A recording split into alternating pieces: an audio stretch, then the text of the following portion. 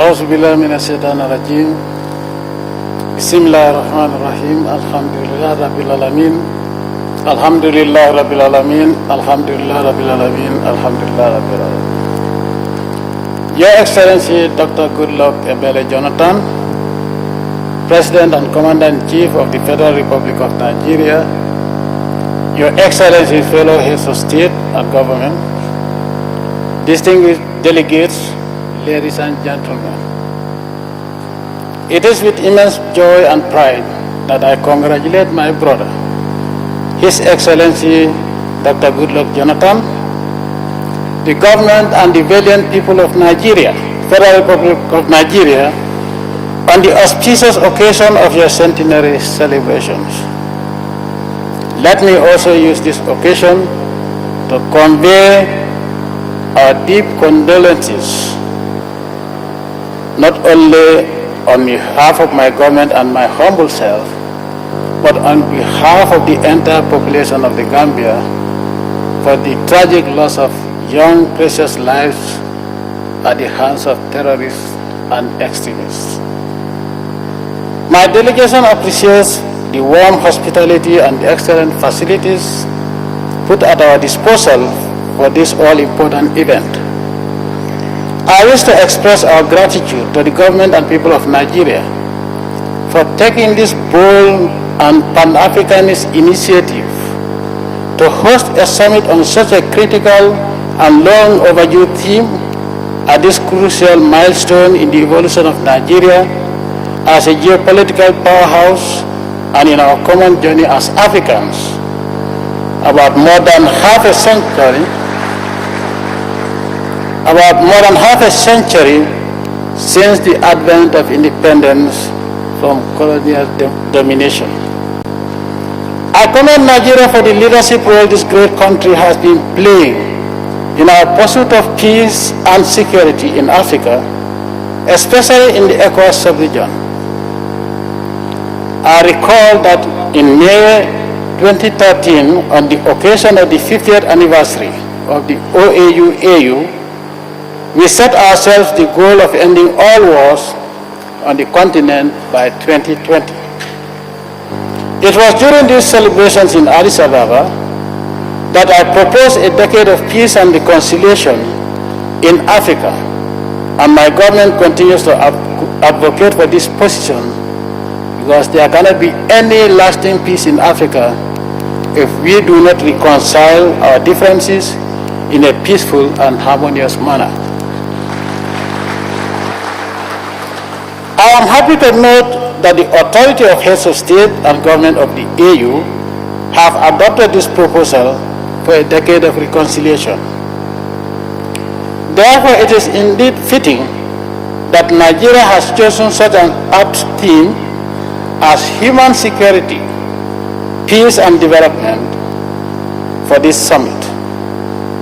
I take particular note of the fact that the sub-theme of security is qualified with the human element, because in a world that seems to be confused in its priorities, with some prioritizing the security and welfare of animals over that of human beings, it is about time that we as Africans set our priorities right.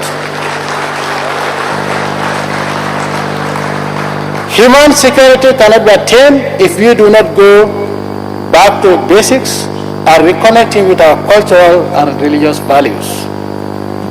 As Africans, we have a golden treasure trove of cultural values that can sustain and enhance our security as a race, existing harmoniously amongst ourselves and also with others. Therefore, we must reinforce our cultural renaissance by redefining our priorities both in terms of the content of educational curricula and the values we live for as individuals, societies, and nations. I am glad to note that Nigeria happens to be one such country that is proud of her heritage and serves as an example for the whole world. Your Excellencies, it is my ardent belief that negative external forces and influences mainly jeopardize the peace and security of our continent. It still baffles me that rebels on this continent that is associated with abject poverty are armed with the latest, most expensive weaponry when our children, school-going children, cannot get their basic educational tools in spite of lip service from world powers that pretend to care so much for our well-being that they emphasize the right of a tiny minority bent on defying the laws of the Almighty Creator over the welfare of Allah-fearing majority that chooses to live according to their cultural and religious values. As I stated during the last Elysee Summit in Paris, quote, poverty can only be eradicated under a peaceful and secure environment. Therefore, we should all continue to nurture the seeds of peaceful coexistence. Let me hasten to add here the need for a sharper focus on food security as well in an increasingly dynamic and challenging global economic environment. Food security is indispensable to national security. This being the case, regarding regaining Africa's lost glory can only come about when we take full control of our Allah-given natural resources, process and sell them as finished products instead of continuing to export them as raw materials.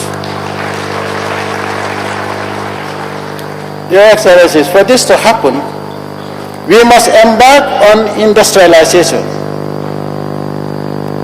noting that it was a combination of the looting of Africa's natural resources and industrialization that propelled colonial empires out of abject poverty into affluence.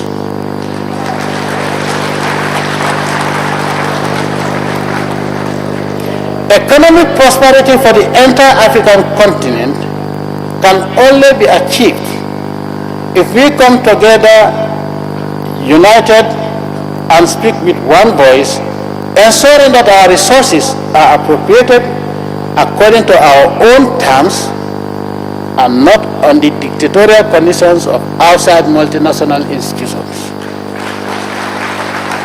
In conclusion, I once again salute my brother, President Jonathan, and the great people of Nigeria on the occasion of their centenary celebrations.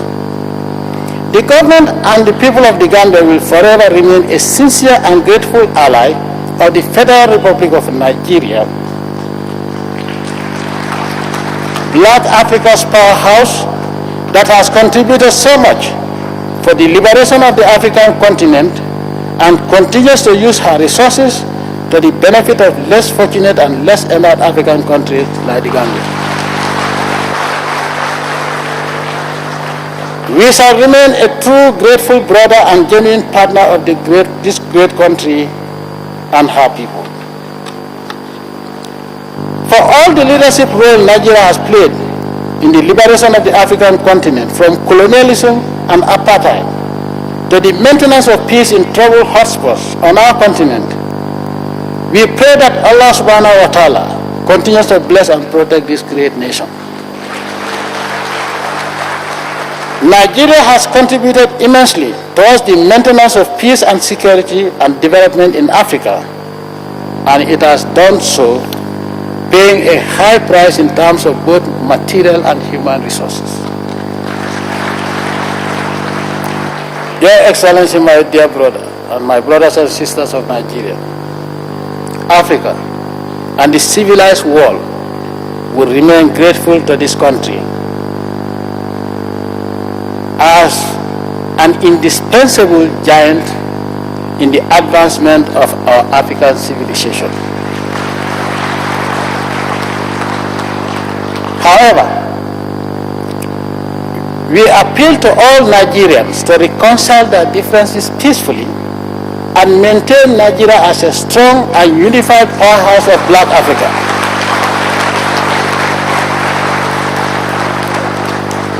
There is no country in the world that is comprised of one religion, and one ethnic group.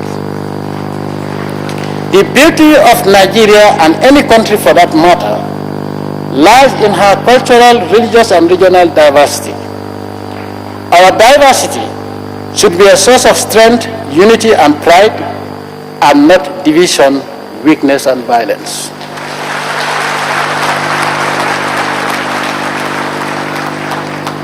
If religion is anything to go by, we as Muslims and Christians should understand that in the ultimate kingdom of Allah, that is heaven, only the Almighty Allah will decide who enters heaven. Since our ultimate objective as Allah worshipping Muslims and Christians is to be granted eternal bliss in heaven, we must remember that we have no control over who we want to live with in heaven.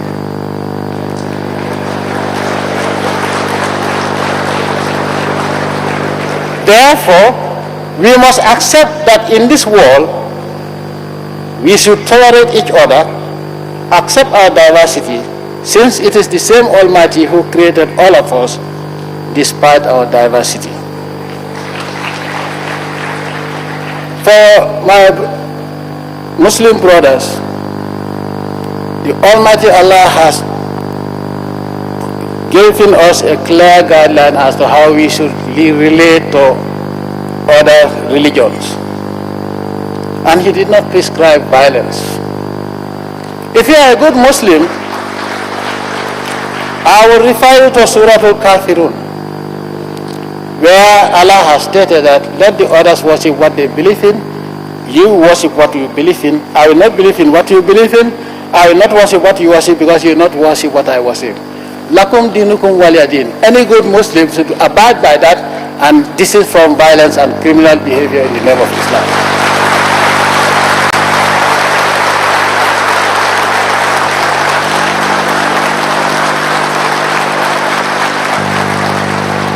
Your Excellency, the people of the Gambia in particular, and Black Africa in general, look up to all Nigerians to maintain and strengthen the unity, peace, and prosperity of Nigeria as Africa's most populous nation and Black Africa's powerhouse.